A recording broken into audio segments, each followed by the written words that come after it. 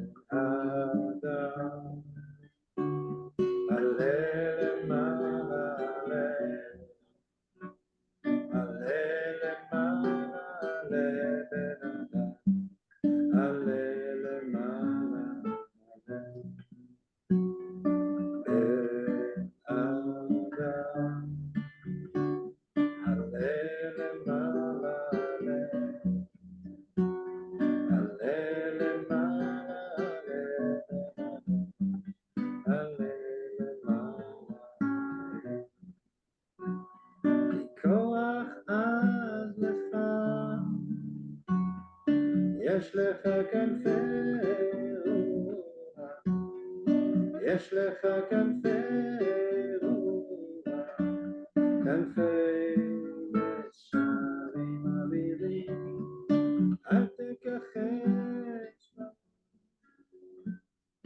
פן יכחשו לך, דרוש אותם דרוש בן אדם, וימצאו לך.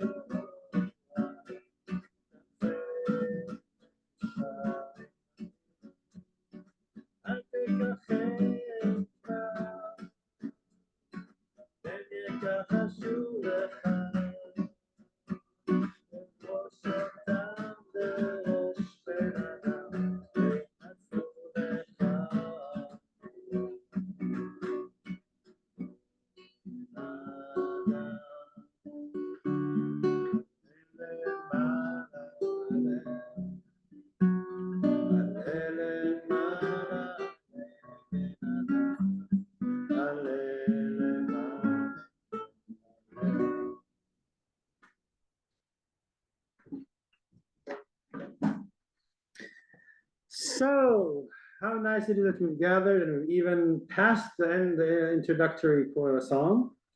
Let us now just turn into a little bit of our meditation together. So I'm happy to invite all of us to sit in a conscious way, meaning that we are feeling present in our body.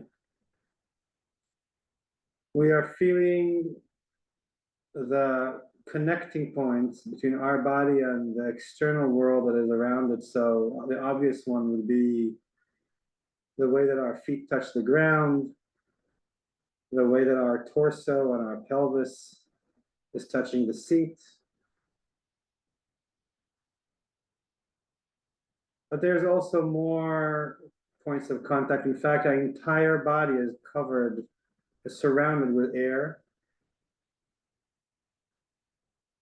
Most of us, I think, are also wearing clothes, so we can feel kind of like how the clothes are touching our skin.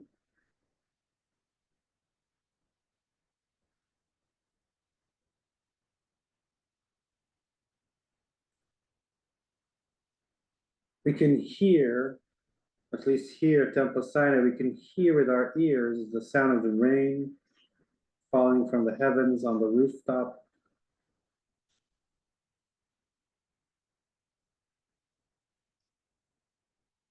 And we can feel air flowing in and out of our nostrils and into our bodies as we breathe.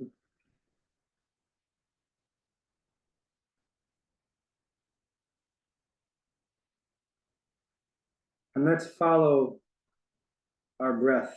Such the natural course of our breath as we inhale and exhale for a few moments.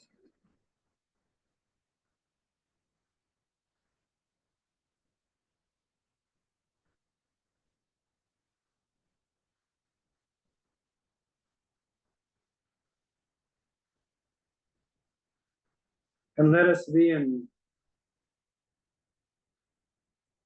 gratitude and appreciation for everything that's happened today.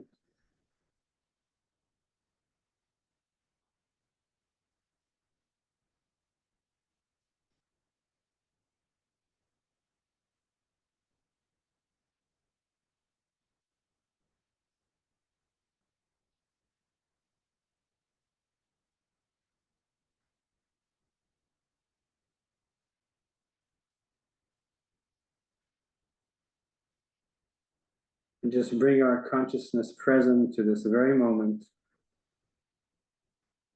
as we observe physical sensations, emotions that pass through our hearts, thoughts that come through our brains, our minds,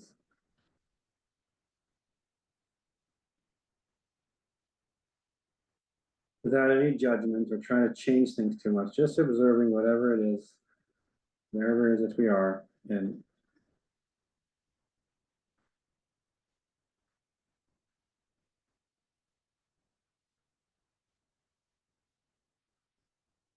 And then let us turn our consciousness inwards and try to observe the observer.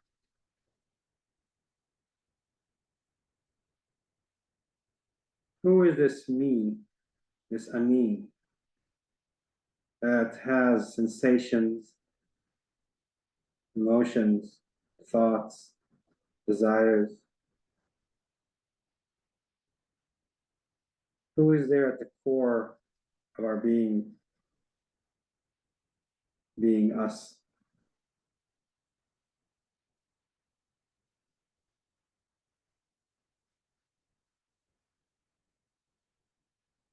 Is there anything there besides a question?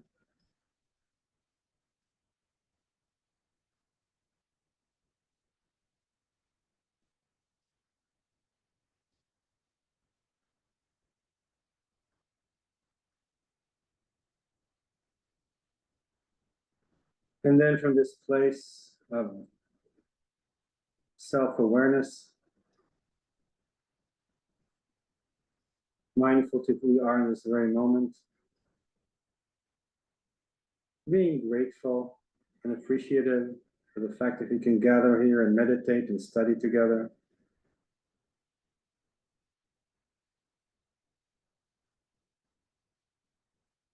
Maybe even being grateful and appreciative of other things in our life, other people in our lives. I invite us to say Shema Yisrael together. Shema Yisrael Adonai Eloheinu Adonai Echad.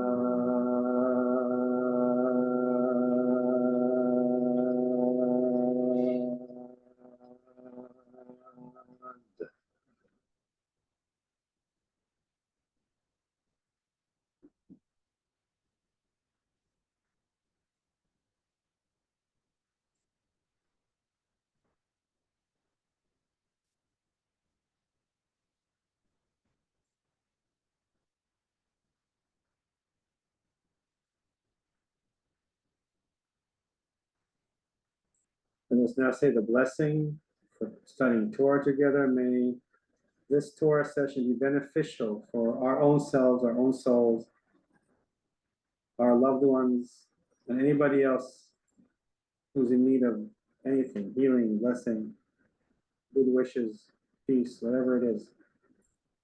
Baruch atah Adonai, Eloheinu melech haolam, asher kiddushanu b'mitzvotav, V'tzivanu la'asok b'divrei Torah.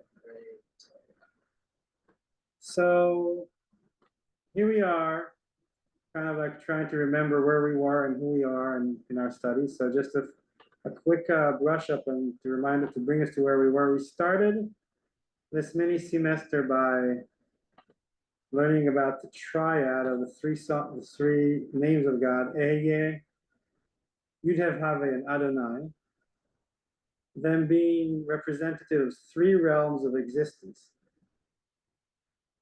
Ehyeh, the Aleph before Heyeh, the secret of non-attachment, the secret of the infinite divine that is before and after and is transcendent to being, to Heyeh. Right? This is the name that we intend when we think about the silent God within, the source. We related that to Moses at the burning bush. We also learned about Yud-Heh Vav-Heh and Adonai, right? Yud-Heh Vav-Heh being symbolizing our inner world, and Adonai symbolizing the physical world, right? And we learned that it's like, speaking of Russian history or Russian language, it's like a babushka or a matryushka, which is the correct one. Matryushka, which is a doll within a doll within a doll. There's basically, and we saw that there are these, remember that we saw that there's these traditional Jewish mandalas and diagrams, right? Which basically we say shiviti havaya lanigdi tamid. We understand that we say Yud-Heh Vav-Heh. No, we imagine Yud-Heh Vav-Heh. We say Adonai to create this kind of relationship between the world that is outside of us, the world that is visible and audible, in which we pronounce Adonai, representing God in this very physical reality, and our encounter with this physical reality.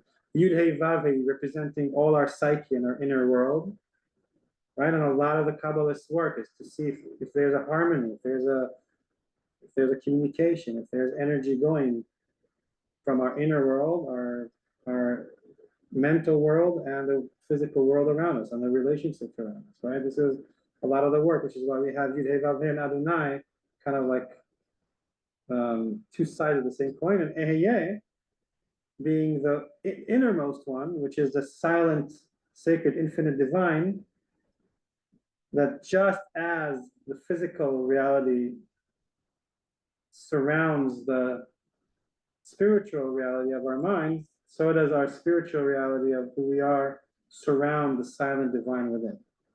Matryushka, one inside the other, inside the other.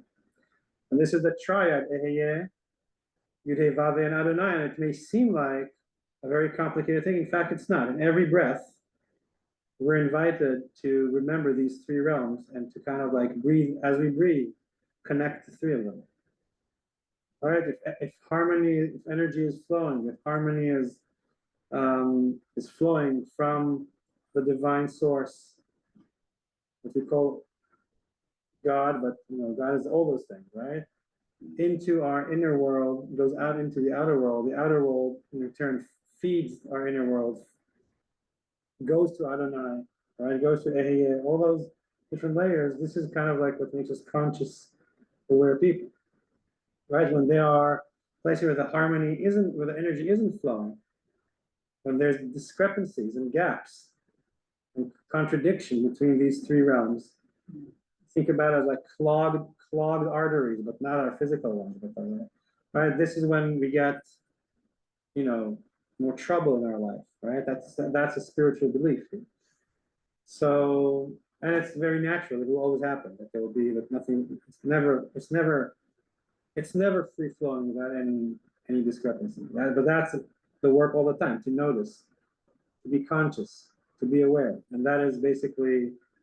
And that is, in a nutshell, the tree of life in an applicable way, not in a theoretical way. Always trying to be conscious of that relationship that we have with the divine, with ourselves, and with the world around us. Then we start talking about Elohim, Remember, that was the last week or two. We basically moved to another name of God, Elohim. I gave a whole explanation of how Elohim is in plural, and how, according to some suggestions, Elohim is an integration of the male and the female, the God of the sky, which was El, which was the masculine one, and the God of the earth and of the abyss, which was a feminine one. And how it's an integration of those. But then how in a Kabbalistic way of thinking, it's a little bit different. The Kabbalists actually divided Elohim into Ele and Me, or Yam, right? Basically said that there's, in Elohim, there is a revealed and a concealed part. A revealed side part and a concealed part. Ele, these things that I can see and point at. Whether I see it in the world, but even more so, whether I see it inside my own mind, things that I can observe, that exist in me, such as, I don't know, love, fear, thoughts, emotions, whatever that I can fathom, concepts, beliefs, values, inhibition, whatever it is, right? That I can actually see in my mind's eye. And me representing the cloud of unknowing, the top of Mount Sinai, the place where Moses goes into the fog, something that is always a question, is unknown, is mysterious. And that for the Kabbalists, Elohim was a combination of the known and the unknown, the concealed and the revealed in our lives. And we learned it from Isaiah 40. This is all our repetition. I think it's been a long time, so I want to kind of like make sure that we remember. Right? When Isaiah says, "Umarom enechem u'u mi bara elech, hamotzi b'mispar tzva'am lechulam b'shem יקרא, מרוב עונים ואמיץ כוח איש לא נעדר." Lift high your eyes and see, says Isaiah. Who created these? Me, bara elech. The one who sends out their host by count, who calls them each by name, given such a great might and vast power, not a single one fails to appear. This is the literal meaning, the pshat meaning of Isaiah, as you look to the heavens. And in Isaiah's time, they didn't have a lot of electricity, not a lot of light pollution. The galaxies and the stars were still magnificent most of the year, when there weren't too much of a moonlight shining. And you look out and you see the amazing, I don't know when the last time that you all went far away where there's no light pollution and reminded yourselves how beautiful is the skies. But you can do that, right? And then the pshat, the literal meaning is you look outside to the world and you see the universe, the cosmos, the stars, and say, who created these? Of course, who created this? God created these. But let's see if you remember, what is the Kabbalistic way of reading Isaiah? Lift up your eyes, look to the top of your eyes. Roll your eyes kind of like backwards, like we say in the meditation, like Fred is doing. Observe the observer. Fred is demonstrating. You can all look, right? You basically turn your gaze not outside to the universe.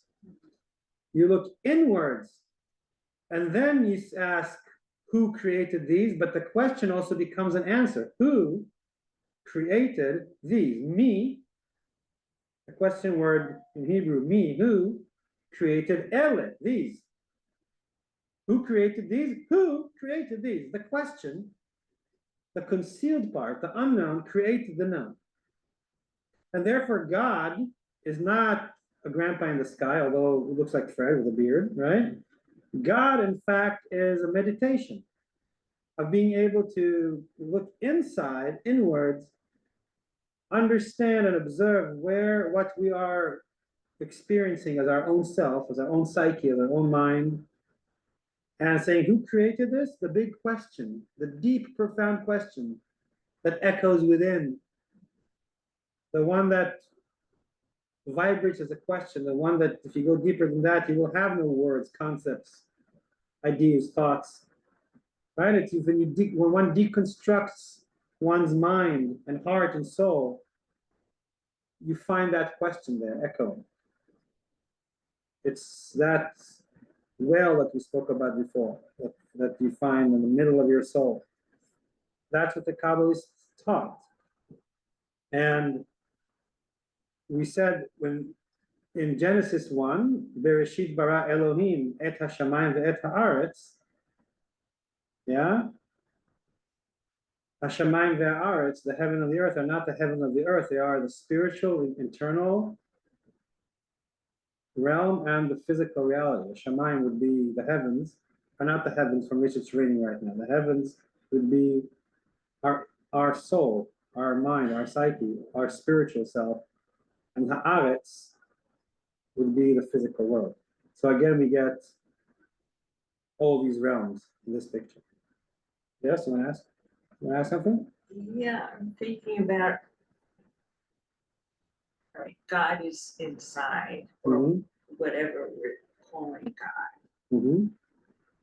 So in some way, we're creating our own thoughts and our own responses to whatever is going on outside. And we can change those thoughts if those thoughts are negative or not doing us any good.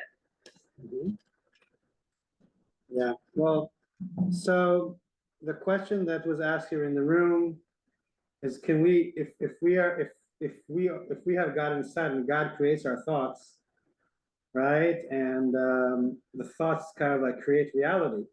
Yes. Right? Can we change their thoughts from negative to positive?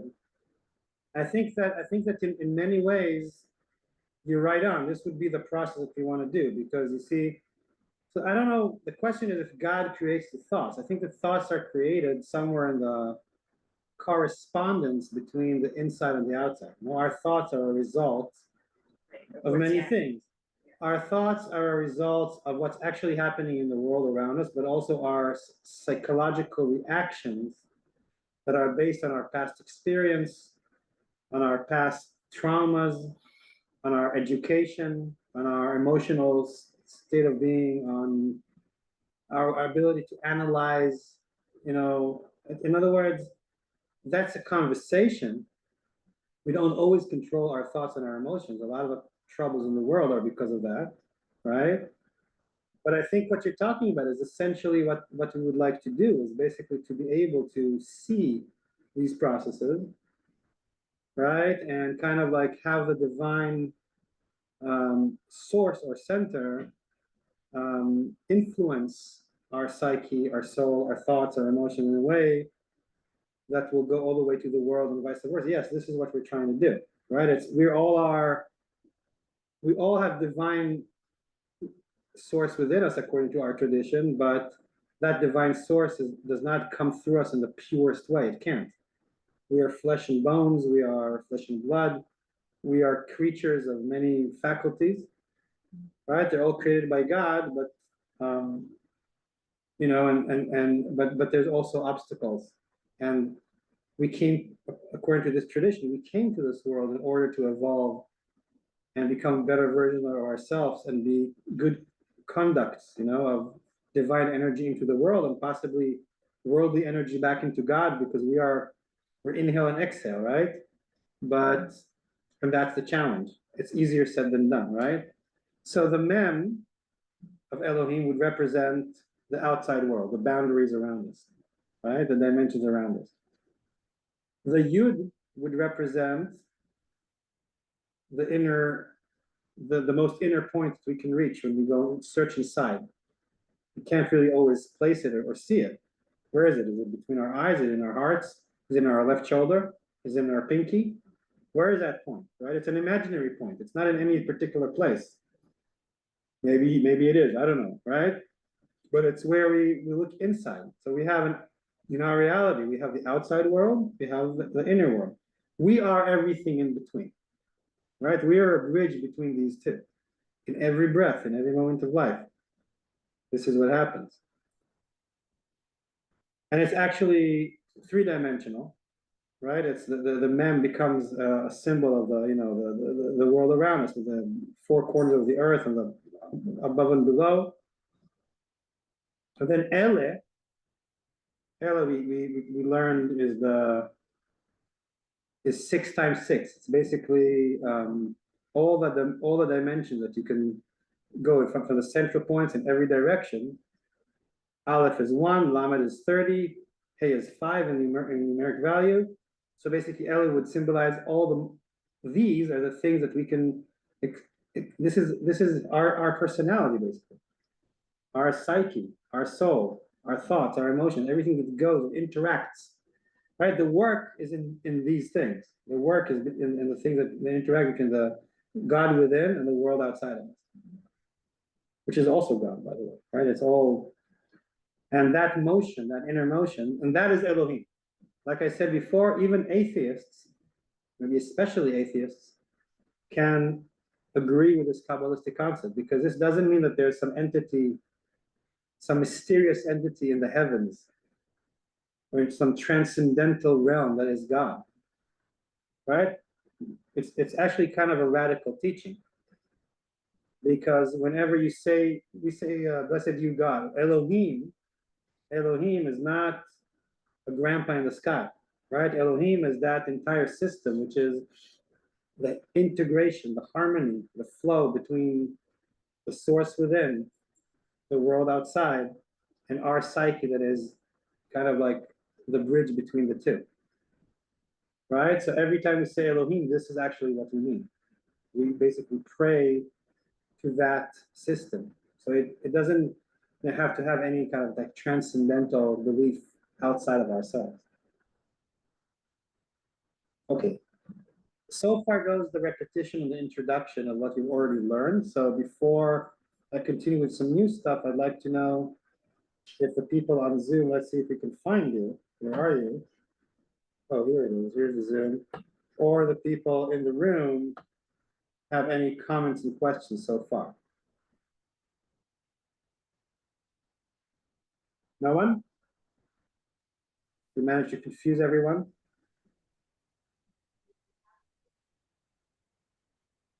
I didn't get involved with numbers. Oh, am I able to, Donna, can you hear us? Can you hear me okay? We can hear you fine, Yeah. Rabbi. And hear you. Yeah, okay. What's the question in the room here? Why numbers? I mean, I'm a person of words and not numbers, so I just wondered, like, it's almost like they're picked out of a hat. Of what value it is. Right.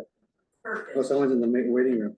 So the question here in the room is why numbers and not words, or not only words? So the answer is that, first of all, they're not necessarily picked out of a hat. These are traditions that the 6 represents something in the tree of life. There's actually are 6 components.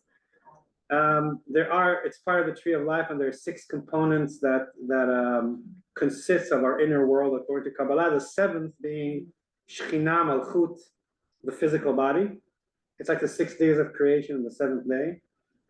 And when they do 36, what they mean is all these components kind of like multiplication. Okay, so there's a reason behind these numbers. I'm just not going into all that. But knowing the reasons makes sense. Yeah.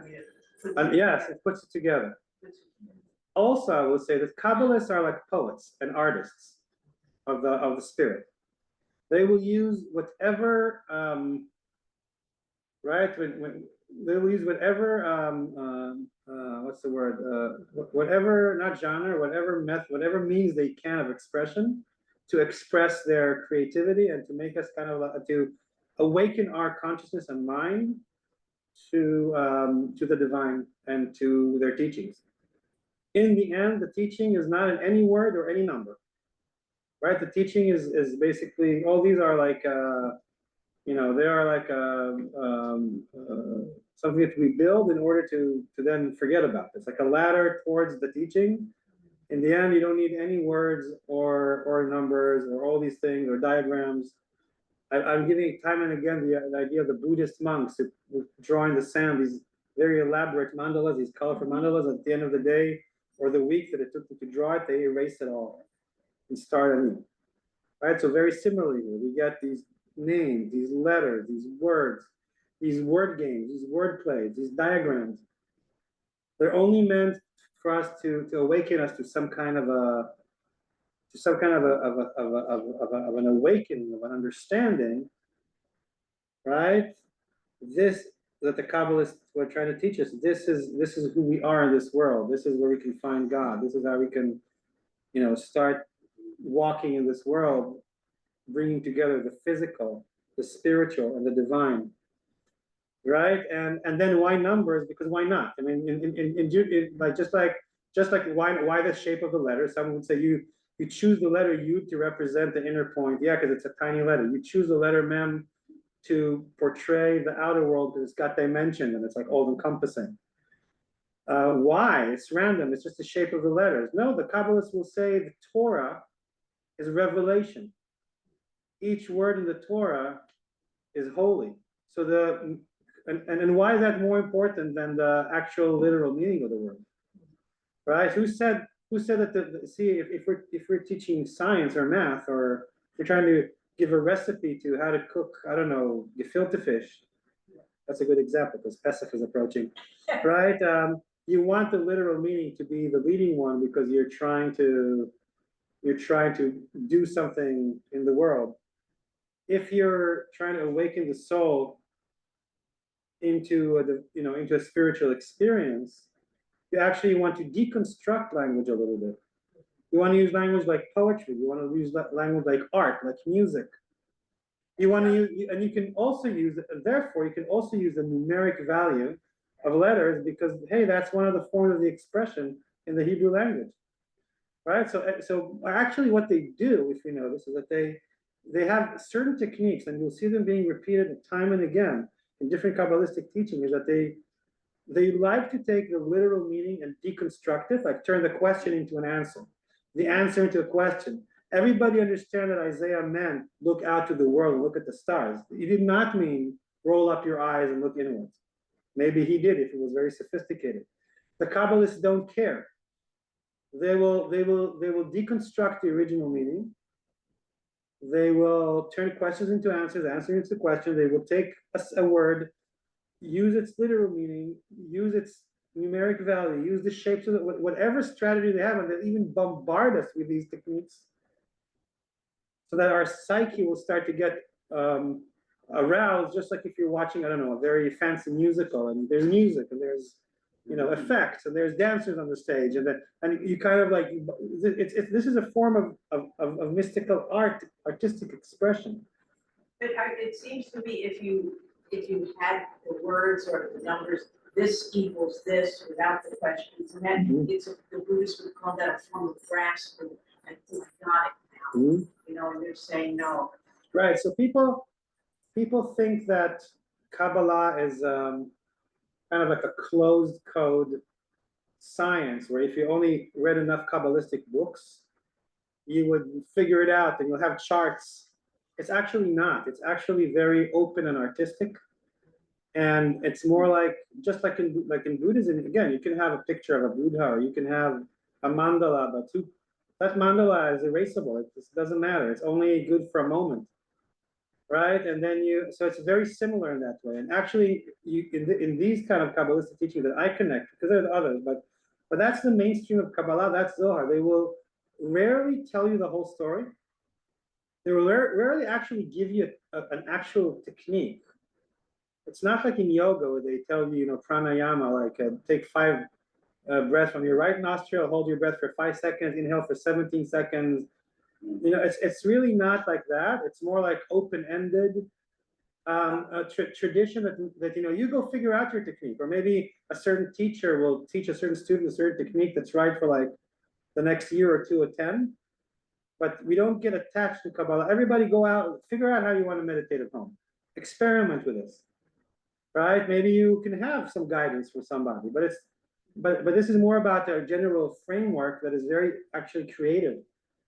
It seems to me too that human beings want something concrete. They want to hold on to something, and that's why they probably had to keep it, do it in code, because it goes against that grain.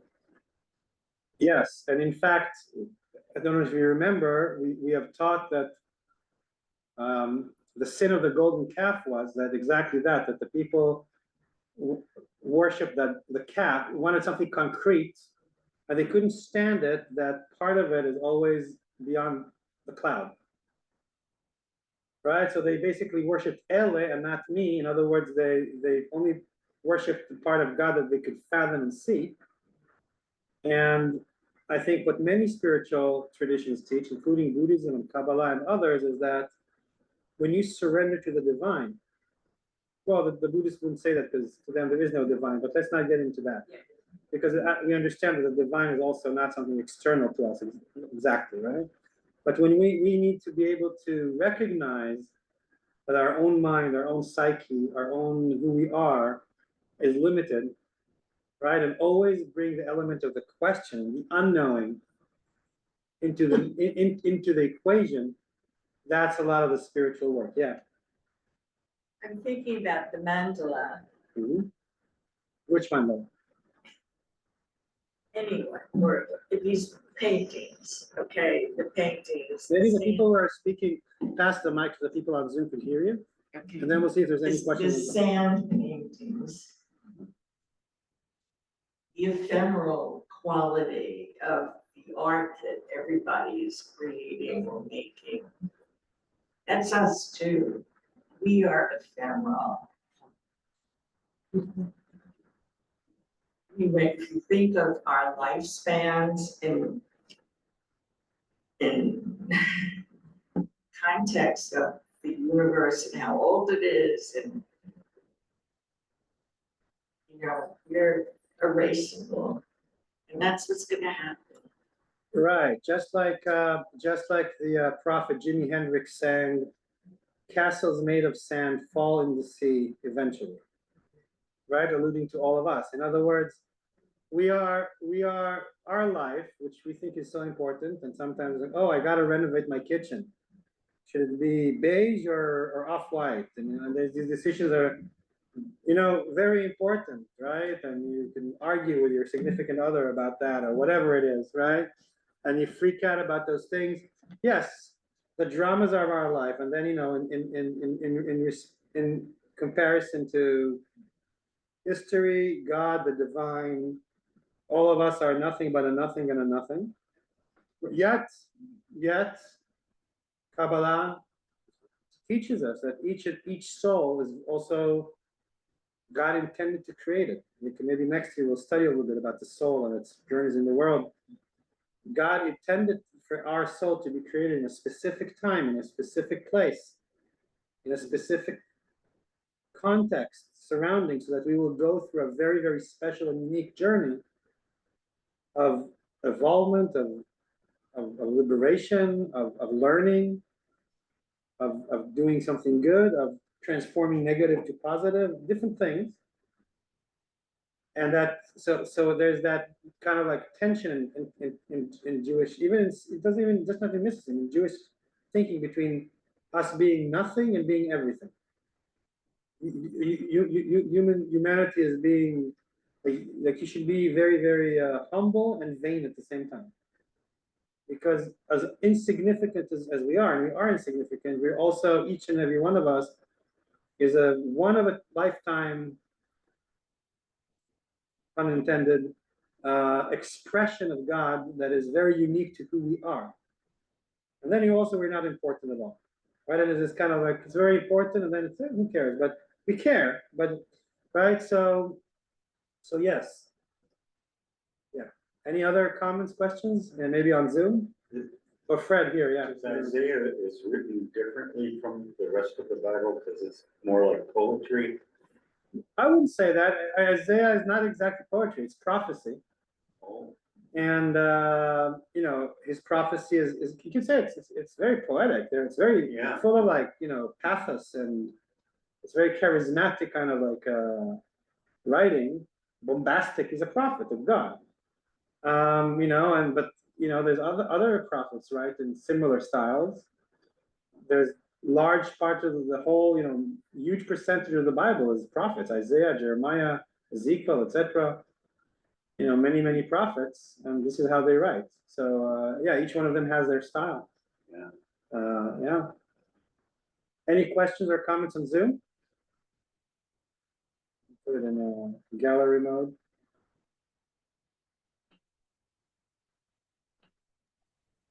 Everybody's cool on Zoom?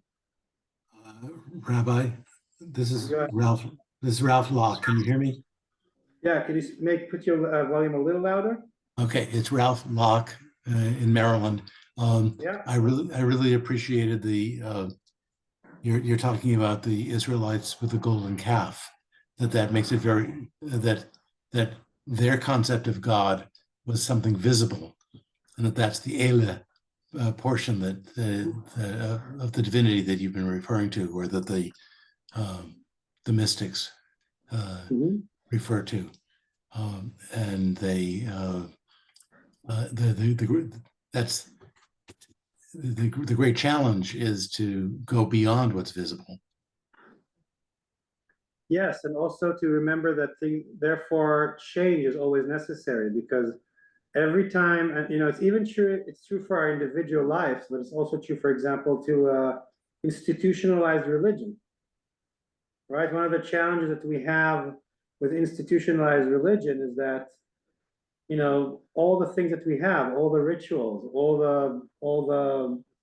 the texts, all the holidays, all the things that we have in institutionalized religion are something that was at one point created in order to allow people to reach the unknown, right? And then it kind of like became stagnant. And then people cling to that, worship to that, and they don't dare to change because they forget what the original meaning was. I think that to be honest, like I always find, I'm wearing an Irish hat, and I always remember that when I went to Ireland, everybody was saying, to be honest, then like, so what? So when you're not saying to be honest, you're not honest. So that means that when you're, that 90% of the time you're deceiving me, and only when you say to be honest, you're honest. So to be honest, when I went to the Reform Rabbis Conference, there's 500 rabbis in the room. Yes, there were so many uplifting moments, and I learned a lot from some of the best rabbis around America, and especially one teacher, my old dean and provost from Israel, Rabbi Michael Marmor, an outstanding lecture, and there was some good music and some good conversations. But to be honest, a lot of the conversations and the teachings, they were kind of not inspiring. I felt like, so this is what the best of the Reform movement has to offer nowadays. Like, there is a new vision? Where's the innovation? So some of it was. I'm not saying that a lot of it is great, but also a lot of it didn't feel that new and exciting to me. Because why? Because institutionalized religion has this thing that, you go, you see the prayer book, it's a little antiquated, it's what you always say, with all its charm. What does it mean to people? Do people even know what they're praying? Do people even understand why we sit, why we stand? No, yes, I don't know, right? In other words, we have to make sure that we are not worshiping the golden calf in our own worship, in our own community. And then people are wondering why our congregation is shrinking in the United States. Ours is growing, it's been growing, thank God, this year. But we don't know that it's going to last like that, right? And where are the young people? And where is this? In other words, we have to remember that all this religion, this project called religion, doesn't matter which religion, is kind of like, that's the Ele. How do we make sure that the Ele connects us to the me? And the Ele are not bad. You can't just have me. You can't have no structures. It's not one-dimensional. Forgetting Ele and worshiping only me, but not me, the question me, right, is also kind of like a transgression in a sense. Let's say, because what you really want, you can't, you sometimes have these kind of people who, they will not adhere to any concept, to any organization, to any societal norms, no, I'm a free spirit in the world. I have no tradition, no religion, no roots, I just live in the moment. Like that also is kind of like problematic, or can be problematic, right? You want to have the balance, between Ella and me, on all levels, in our personal lives, right? In our lives, we also sanctify all sorts of models and routines and convictions. And maybe these convictions have to be reevaluated every once in a while. Is this, right? Something that maybe was right for me when my children are very young is no longer the way that I should live when my children are older, right? Something that, I figured out when I was 25, maybe not be right for me when I'm 50. Something that, right? There's different, you keep reevaluating, maybe circumstances have changed, right? Are we worshiping the structure that we created in order, these structures should be serving a higher purpose, right? And then so basically a lot of it is also about form and change and the fluidity of everything. So this is the challenge, okay? This is a spiritual challenge. Okay, any more thoughts? Somebody wants to, Debbie, did you want to say something? Oh, that's just my cursor. All right, so no more questions anywhere, no more comments? This is Debbie Rosenfeld. Yeah, yes? I just wanted to say that was really insightful, what you just said. And it really resonated with me and Ken. Okay, I'm glad to hear that.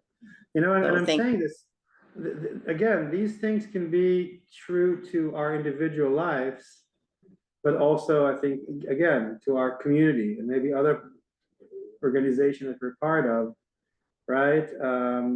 And definitely here, how do we revive the worship? How do we revive our spirituality in a way that is meaningful? I don't know if you notice, it's a lot of what I try to explore together with all of you in more than one way. How do we make this prayer meaningful? How do we make this event meaningful? How do we make this teaching meaningful, right? And inspirational and connecting us to those realms that we're talking about. And then also if something, maybe it was right for last year, maybe this year it should be different. Right? Maybe it was right for the past 50 years, but now, the world has changed, technology has arrived. And whatever it is, politics have changed, whatever it is. Yeah, tradition and change. Yeah. Anyone else? So maybe what we can do with the time that we have, I can start showing you a Kabbalistic text where a lot of these teachings from the Zohar, a lot of these teachings are coming from. So you can kind of see it in context. And start reading it. We don't have to finish it. We can just read as much as we want. Can you all see what's written? Can you see it? Yes. Also, the people in Zoom can see it? Yes. You see the text? Yes. Right. So now that I'm kind of like taught you a lot of what's in this text in reverse, but I want you to see how it is in like the original and how it works. So this is again is from more or less the beginning part of the Zohar where they're interpreting Bereshit, the first word, Bereshit, the first verse, Bereshit bara Elohim et hashamayim ve'et ha'aretz. In the beginning, God created the heaven and earth. Rabbi Elazar is Rabbi Shimon Bar Yochai's son. If you know the famous story about Rabbi Shimon Bar Yochai going to the cave and hiding in the cave for 12 years, and then for an additional 13th year, he went with his son, allegedly, with Rabbi Elazar. So Rabbi Elazar is a rabbi, and he's the son of the main rabbi of the Kabbalists. And he opened and said, "Lift your eyes on high and see. Who created these?" He's quoting Isaiah, your friend, Frank. Yes. Okay? "Lift your eyes on high." To which site? The side toward which all eyes gaze. So you could start thinking, is it right? Which is that opening of the eyes. In other words, they're making that shift between, you think Isaiah is talking about the world out there. Actually, the opening of the eyes is where you look into. You look inwards. There you will discover that the concealed ancient one, susceptible to questioning, created these. Who is that? Who is that concealed ancient one susceptible to questioning? Its name is who? Me. Like it's kind of lost in translation, but remember me. Right? Me Bara'ele. Who created these? Who created these? The one called end of heaven above. Again, heaven is not the sky. Heaven is our spiritual world inside of us. So, right? Whose domain extends over everything. Since it can be questioned, yet remains concealed and unrevealed, it is called who? Beyond, there is no question. You see, who is a threshold. Who is a question. You can still ask who, you can still ask a question about that place, but there's no answer. Right? The answer will come out of it, but that thing will never be answered. If you go deeper than the question, to a place where you can't even ask, you can go deeper than the question where you can't even ask. You go within. Like in another Zohar teaching, we'll probably learn sometime in the future when Abraham goes, Lech Lecha, go to yourself. Explore your soul, explore your mind, explore your heart, explore your existence. Go deep, go within. You will reach that, you will find that question inside. Who am I? Who is this? Observe the observer, remember from the meditation. There's still a question there with no conceptual answers. And if you go even deeper, even that question won't be there anymore. Maybe that's when we're not alive, right? If you remember my sermon from Friday night, if you were there, I don't know, some of you might have been there. It's related. Finally, the book of Exodus finished. Finally, after 16 chapters and 5 parashot, they finished doing the tabernacle, the house of God. The cloud of God descends from the heaven, enters the tabernacle, the Holy of Holies. The same thing happened in the temple in Jerusalem when we built. If you were on Saturday morning, you remember. And Moshe, could not come into the tent of meeting, the Ohel Moed, because God is there. But hey, it's called the tent of encounter, the tent of meeting. So you meet God there. So do you meet God there or don't you meet God there? Is Moses in the tent or is he not in the tent? And the answer is that Moshe and Hashem are the same 3 letters. Moshe, Mem Shin Hey, Hashem, Hey Shin Mem. In other words, when Moses goes into the cloud, he goes into the cloud, but then he's not Moses anymore. Right? He's Hashem. And all shemot, all nouns, all words kind of like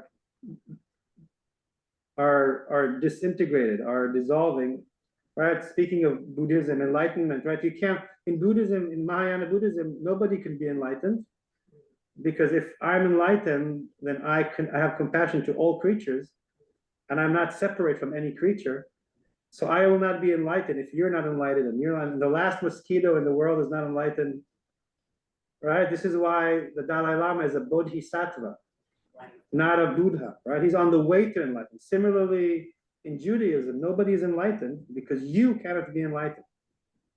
I cannot be enlightened. I can maybe sense the divine. Maybe Moses was so advanced, unlike all of us, right, that he really went into that tent, but then he wasn't Moses for a moment, right? So similarly here, you can go deep inside to those places where there's not even a question, but then it won't be you. So we're on that threshold between consciousness and no consciousness. We're on that threshold between my identity as a individual soul that came from the divine source to the divine source itself, in which I am not existing as Rabbi or Zohar, or even as Or Zohar, or even as anything, right? That's kind of like, as long as we have a body, as long as we're in this world, we're basically there. We can be there on the threshold between being in the cloud, being in that tent of encounter, and that is what this text is teaching, right? It's teaching us about that deep question, me, that Ubara Ele, right? Me that created these, which is a question you find at the roots of your soul, of one's soul. Any questions about that, or comments or complaints, either from the room or from the Zoom? Or shall we keep on reading? Keep on reading? Okay, let's see what's going on the next page. So here we go. This end of heaven, which is a higher heaven, in Kabbalah, whenever you say high, it also means internal. The more inside you go, your soul, the higher up you are spiritually. Right? So the end of heaven above is not like the stratosphere. It's when you go deep down inside yourself. This end of heaven is called who? There is another below, at the lower end of heaven, which is just here before us, and then when the heavens of the soul meets the material world, which is called what? Who and what? And it's really me and ma. Me and ma. Me is an internal, it's a question of it's like who and what. Who is more subjective? It's the subject that's asking. Ma is more the subject, right? It's more objective. Sorry, it's more like what? Material, right? There's me and ma. Who and what? What distinguishes the two? The first, concealed one, called who, can be questioned. However, once a human being questions and searches, contemplating and knowing, rung after rung to the very last rung, all ye spiritual seekers who want to be advanced and be enlightened and find God and I don't know what else. Once one reaches there, what? What do you know? What have you contemplated? For what have you searched? All is concealed as before. This is Kabbalistic humor, guys. But it's also very profound and very poetic, in my opinion. It is a little bit like Abbott and Costello. Can you explain that? I don't know the cultural reference you're making to. What did you think of my? Yeah, Two comedians. I can't do the routine, but Abbott and Costello was a fat guy, thin guy, and they would get into a dialogue where somebody would say, who's whom and who, where, how, what? And they would do this at double time until all earthly sense was gone. Yeah. All was left was the rhythm of the humor. Beautiful. I like that connection. Thank you. I appreciate it. I'll look it up on YouTube. So, right. So basically, yes. You see, basically, to me, this is one of the most beautiful teachings in the Zohar, because it kind of like describes, you know, the spiritual seeker and the Kabbalists themselves, and who knows, the Sufis, the Buddhists, anyone, you know, who kind of like seeks to go, you know, to get advanced from rung to rung in the tree of life and go deep within and go deep inside and go up there and go and find the roots and everything. In the end, me, ma. What have you found? It's actually thrown back into the ma, just like me is heaven is our soul, is our psyche, is our existence, is our individual, right? The high end of heaven is our encounter with the divine source, me. The low end of heaven is our encounter with this physical reality in the very moment. You go up, you climb, you seek, you withdraw from the world, you advance, you evolve. And the moment you think you reach somewhere, you'll be thrown back into this very moment, into this very body. You become crazy.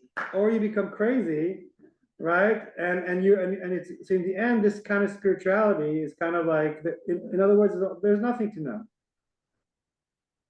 Really, there's nothing to know. The secret is that there's no secret. The only secret that there is that you can be fully present in this very moment and enjoy life, right?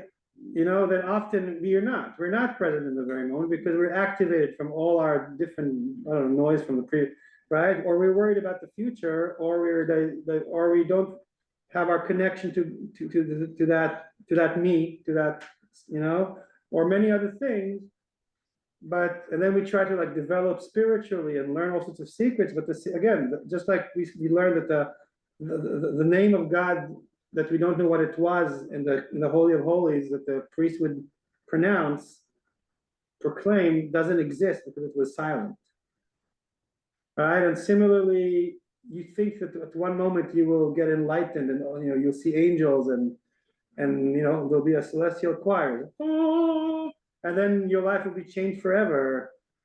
No, maybe that's fun, but it's not the point. And actually, there is no point. Right? The point is to just be present and grateful and connected and live and be an inspiration to yourself. But it's always hard, it's hard to get distracted from this kind of place, and these teachings try to connect us to get back in touch with them. Do you think rabbis or spiritual leaders, whatever religion, go into being a rabbi for that very reason? I don't know. I went for the fame, for the money, for the glory. Besides Honestly, to be honest, I really wasn't good at doing anything else, and they didn't know what to do with me.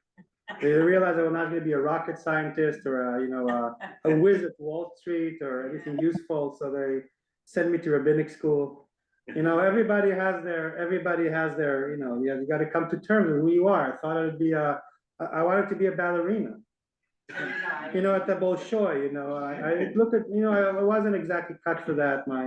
My body shape and size, although, I keep trying, exactly, so why, I don't know, people are drawn, to being a rabbi for different reasons. A lot of people do it because of leadership, because they want to change the world, because they want to work with people. There's 1,000 reasons, I think some of us, whether or not we're rabbis, are drawn to spirituality, to tradition, to religion, because we are drawn to God. We are drawn to the divine, and we're drawn to those of us who get it. I think keep coming to ROSH-ESTHER at this crazy hour, even when it's raining, right? Because for example, because we want to spend an hour together echoing this ancient tradition of Kabbalah, its concepts of text, not because these diagrams or texts, Right. or my interpretations of them are of any importance. It's only because it maybe helps us to remember, to get some perspective, and it gives us, in the end, it brings spiritual stamina to kind of like, vibrate these teachings into our actual life in every day and every moment. Otherwise, don't come here. Why do you can come for the cultural entertainment? There's not even bagels, right? It's not Sunday morning, right? So basically, at least to me, the reason why I love these texts is because they're inspirational to me, and they help me remember. Okay. Anyone else on Zoom want to say something?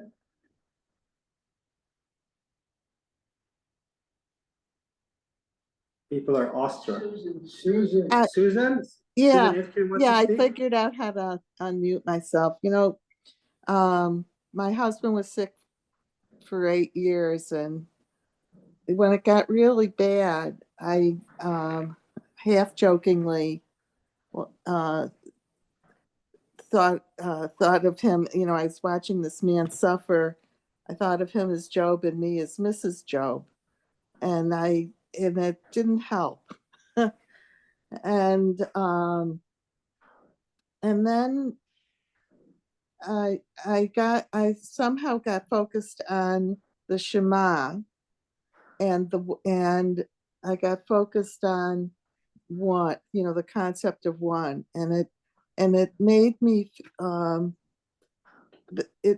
think that whatever was happening was not punishment.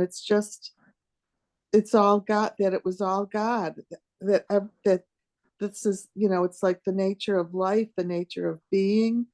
And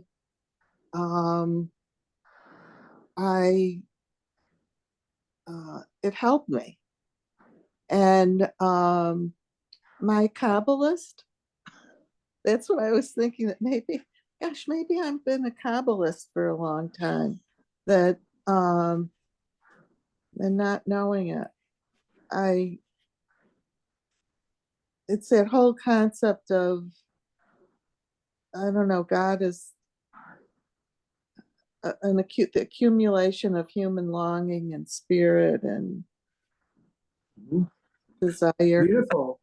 Beautiful. First of all, I really want to thank you for sharing this private experience with us, Yeah. because we can learn so much from each other, right? And especially, very, very challenging experience that if it doesn't break us, and maybe they do break us, but then, the kind of like thing that I think the moment you were describing, it's like that moment when you realize that God's light shines through the cracks.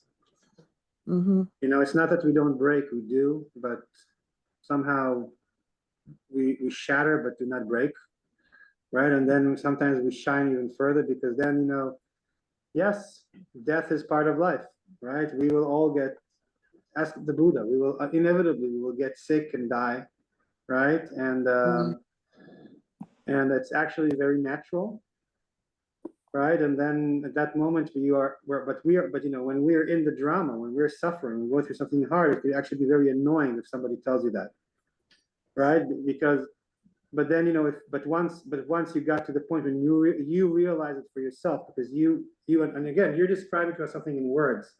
I bet you the moment wasn't in words, right? It's a change of perspective, right? That you yourself was able to kind of like, you saw the oneness in the dichotomy. You saw the beauty and the love in the suffering, right? And that is, and I think that, and it's beautiful. So when we share these kind of experience, we echo them with one another. It makes us stronger as a group of learners, as a community.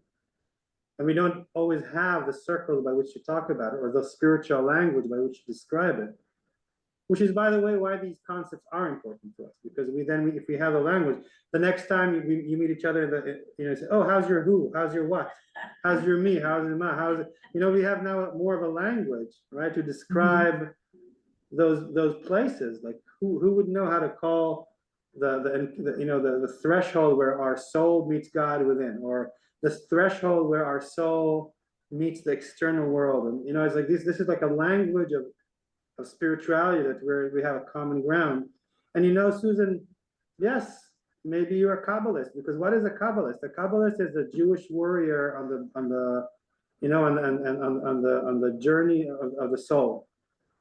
A Kabbalist is someone who explores the world, the soul, and is insistent and persistent that it's all divine, right? And does so Jewishly, right? Because if you do it Muslimly, you're a Sufi, and if you do it Buddhistly, you're a Buddhist, But so if you choose to do that in a Jewish culture, in a Jewish context, you may as well see yourself as some kind of a Kabbalist of sorts, right?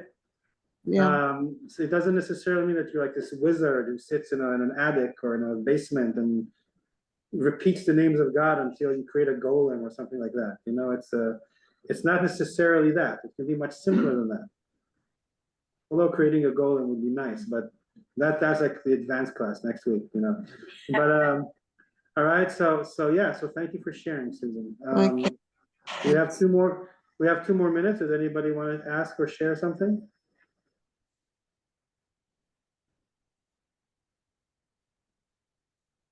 No? Yeah, so in this case, I will say that thank you all for showing up. You will see, I think you will get, you know that now I will be gone. So I'm going to Israel, God willing. I can't believe that I'm even saying that word. I actually left Israel almost exactly a year ago at the end of April, and I haven't been there since. I'm going to be there for 2.5 weeks. We're going this Sunday to celebrate Passover with my family. We're going this Sunday. I'll be back actually on the 23rd, but that's no day to make a class. So our next session, God willing, all my internet, like, I was joking with myself, who goes on a vacation into a war zone, right? It's like, Yeah.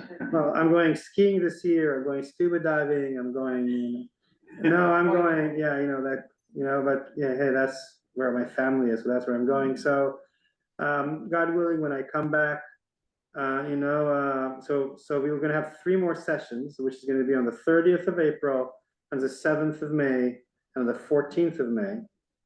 A little bit more about all this stuff, names of God. Maybe we'll read a bit more from the Zohar. We'll see what we'll do.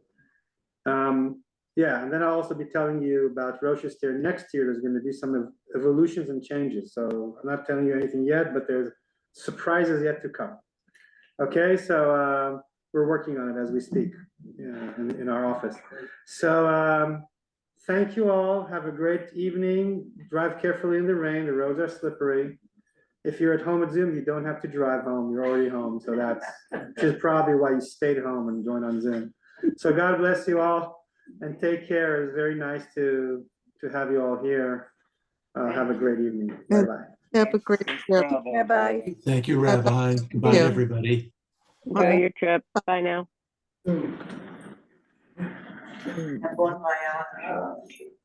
Stay safe, please. Thank you. Well, I'm still here on Sunday, so I'm